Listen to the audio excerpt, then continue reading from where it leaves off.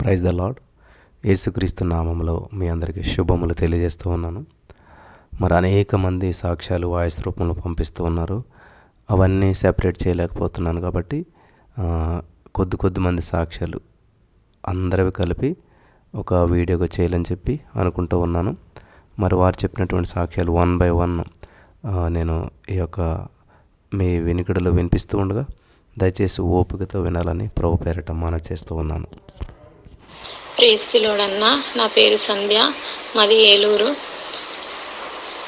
నేను ఒక చిన్న సాక్ష్యం మీతో పంచుకోవాలనుకుంటున్నాను. నాకు విపరీతమైన హెడేక్ వల్ల నేను కోర్స్ వాడానన్నా, కానీ 2 సార్లు కోర్స్ వాడినా కూడా తగ్గలేదు హెడేక్. అయితే సార్ అన్నారు, సిటీ స్కాన్ రాశారు. ఆ సిటీ స్కాన్ చేయించుకున్నాను.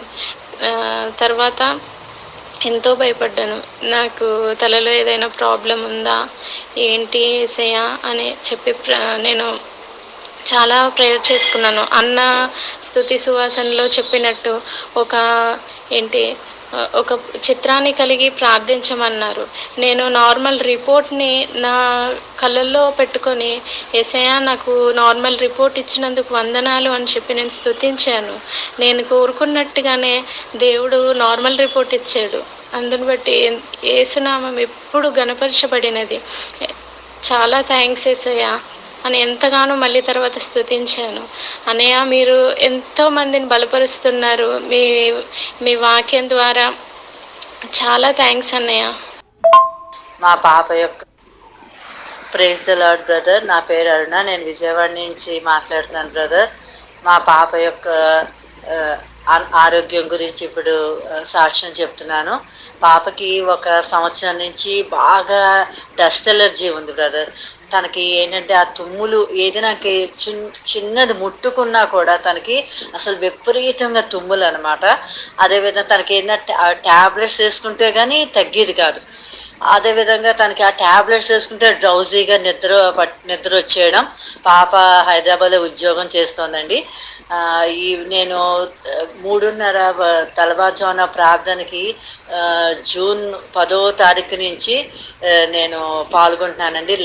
లైవ్ జూమ్లో లైవ్ ప్రార్థనలో. నేను ఒక లాస్ట్ 10 days బ్యాక్ నేను మొక్కుకున్నాను బ్రదర్. పాప ఆఫీస్కి వెళ్ళినప్పుడు కూడా విపరీతంగా అక్కడ ఉన్న ఏసీకి చాలా తుమ్ములు వచ్చేసి ఎంతో సఫర్ అయిపోయింది.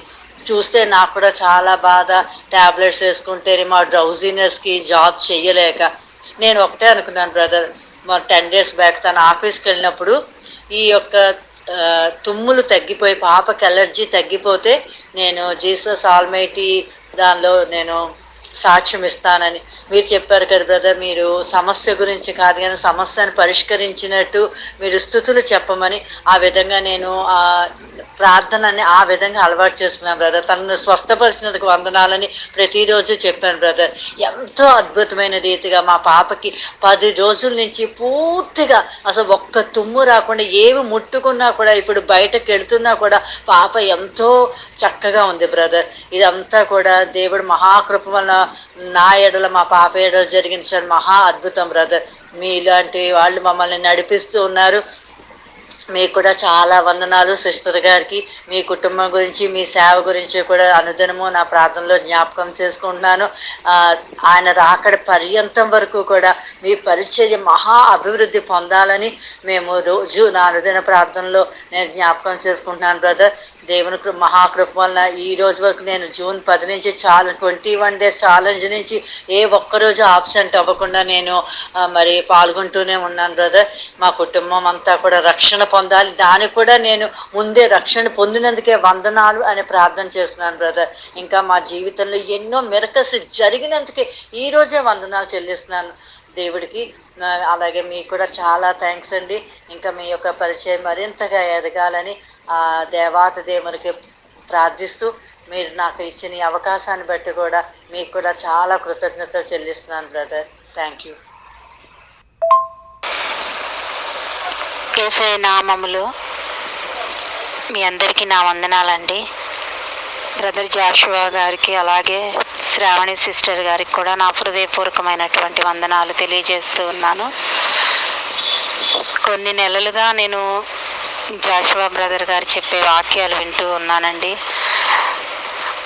అయితే నేను కొన్నిసార్లు కలవలేకపోయాను ఆన్లైన్ ప్రేయర్లలో పనిలో ఉండడం వల్ల. ఎక్కువగా ఆన్లైన్లో పాల్గొంటూనే ఉన్నాను. అయితే పాల్గొన్న తర్వాత నుంచి, మెసేజ్లు విన్న తర్వాత నుంచి నా ప్రార్థనా విధానం మారిపోయింది. నా సాక్ష్యం ఏంటంటే, ఆర్థికంగా నేను చాలా దీనస్థితిలో ఉన్నప్పుడు అన్నయ్యకి ఫోన్ చేశాను ఒకసారి. అయితే పరిస్థితి ఉన్నది దేవునికి చెప్పటం కాదమ్మా, ఇట్లా లేనిది ఉన్నట్టుగా పలికితే దేవుడు నీ స్థితిని మారుస్తాడని అన్న చెప్పారు. అయితే అప్పటి నుంచి నేను అలాగే నా కుటుంబంలో సమృద్ధి ఇవ్వమని చెప్తా వచ్చాను. కాబట్టి ఇప్పుడు అలా చెప్పకూడదు. అన్న చెప్పినట్లుగా నా కుటుంబంలో సమృద్ధిని ఇచ్చినందుకే వందనాలు, స్తోత్రాలు దేవా అని చెప్తా వచ్చాను. అలా పలుకుతూ ఉన్నప్పుడే నా కుటుంబంలో ఇప్పటి వరకు సమృద్ధినిచ్చాడు. దేవునికి ఎన్నో వందనాలు. అలాగే నేను ఆల్-నైట్ ప్రేయర్లో, గత నెలలో ఆల్-నైట్ ప్రేయర్లో నేను పాల్గొన్నాను. నా కుటుంబం, నా భర్త ఆటో డ్రైవర్ అండి. అయితే మాకు సొంత ఆటో అయితే లేదు. యేసయ్య దేవుడే నాకు ఒక ఆలోచన ఇచ్చాడని అనుకుంటున్నాను. ఎందుకంటే ప్రార్థనా విధానంలో అన్నయ్య ఏం చెప్పారంటే, నువ్వేం కావాలనుకుంటున్నావో అది దేవుడు నీకు ఇచ్చినట్లుగా అనుకోమని చెప్పారు. నేను అంత తెలివిగా ఆలోచించలేకపోయినా దేవుడే నాకు అలాగా ఆలోచన తెప్పించాడని నేను అనుకుంటున్నాను. యేసయ్య నా భర్తకు ఆటో ఇచ్చినందుకే వందనాలు, నా భర్తకు ఆటో ఇచ్చినందుకు వందనాలని నేను నోటితో పలుకుతూ వచ్చానండి ఆ రోజంతా.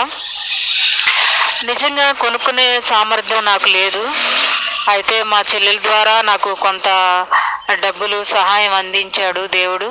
అవి తీసుకుని మేము ఫైనాన్స్లో కట్టుకుని ఆటో తీసుకొచ్చాము. అదంతా నేను ఏ రోజైతే పలికానో ఒక రోజంతా నేను దేవుణ్ణి స్తుతిస్తా వచ్చాను. ఆటో ఇచ్చినందుకు వందనాలు దేవా, ఆటో ఇచ్చినందుకు వందనాలు దేవా అని నేను చెప్తా వచ్చాను.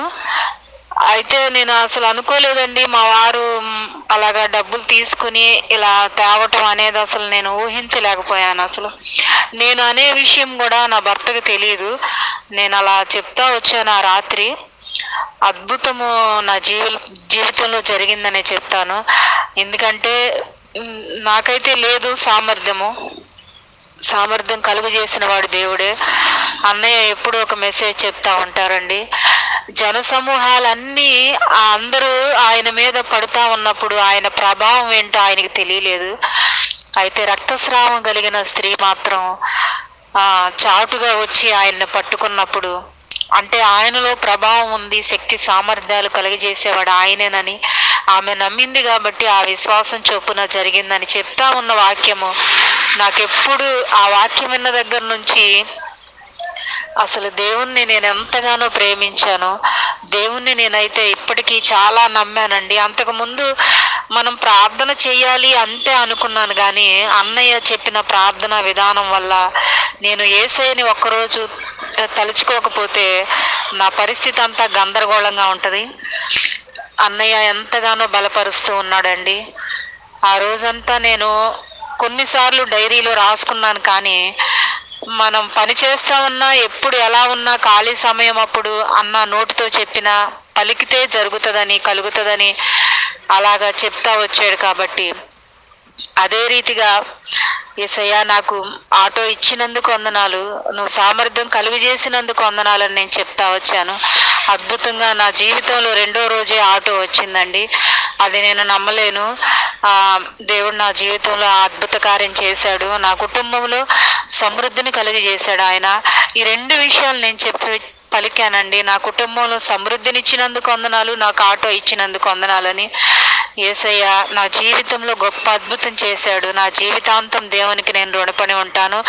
అలాగే ఎన్నో వాక్యాల ద్వారా బలపరుస్తున్నటువంటి అన్న జాషువా గారికి, సిస్టర్ శ్రావణి గారికి కూడా నా హృదయపూర్వకమైనటువంటి వందనాలు చెల్లిస్తూ ఉన్నానండి.